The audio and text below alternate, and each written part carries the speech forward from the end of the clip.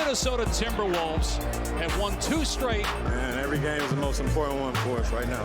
We had a lock on the game, but there's more to come. Oh, my goodness! Anthony Edwards scrapes the sky. You got to have confidence at an all-time high, and I never like that.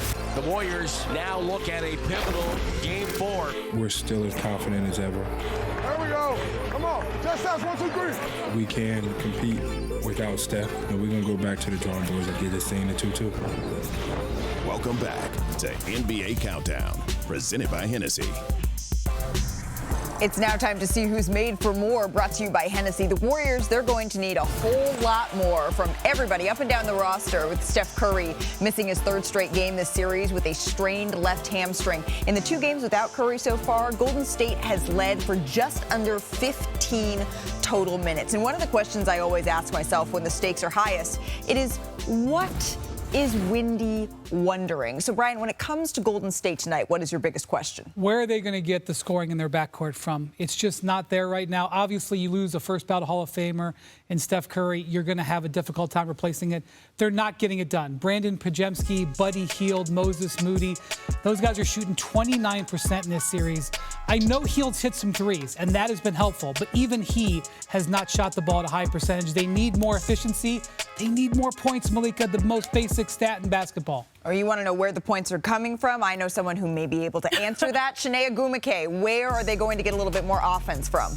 From this guy, the Golden State Warriors, they need to lean on the decision they made at the trade deadline and getting Jimmy Butler to win the non-Steph Curry minutes. Now it's a non-Steph Curry game, which means you're going to get a heavy dose of Jimmy buckets. And this is what we saw on the floor. He's so good when it comes to attacking the paint. This is a matchup that gives the people what they want. Anthony Edwards, Jimmy Butler, he's going to rock him to sleep with this type of move, trying to lull you to sleep. A little misdirection here. You think he's going to go middle. Instead, he reads your body and turns baseline. A beautiful spin move. It was tough. 33 points. He shot the ball 26 times. But this is what stopped me in my tracks. Game 3 versus the Timberwolves. He had 20 paint points, the second most in a playoff game by a Warriors player under Steve Kerr. Mind you, he's only played half a season, so they will need more from Jimmy Butler. And they're going to need him to get it done down the stretch. He was 1 of 7 in the 4th quarter in that last game. So it is on Jimmy's shoulders. Sinead just laid that out. On the Timberwolves side of this, what is Windy wondering?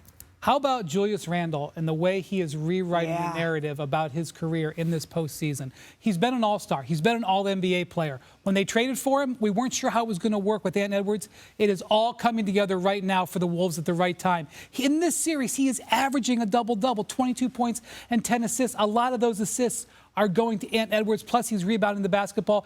This is the duo that they dreamed of when they made that Karl Towns trade. Coming off that triple-double in Game 3, Sinead, how do those two feed off of each other? It was a tale of 2 halves for Anthony Edwards. Now, on the surface, you would think that Anthony Edwards just flipped the script, right? But instead, look at the first half, 8 points to 28. But it's actually a subliminal layer to this.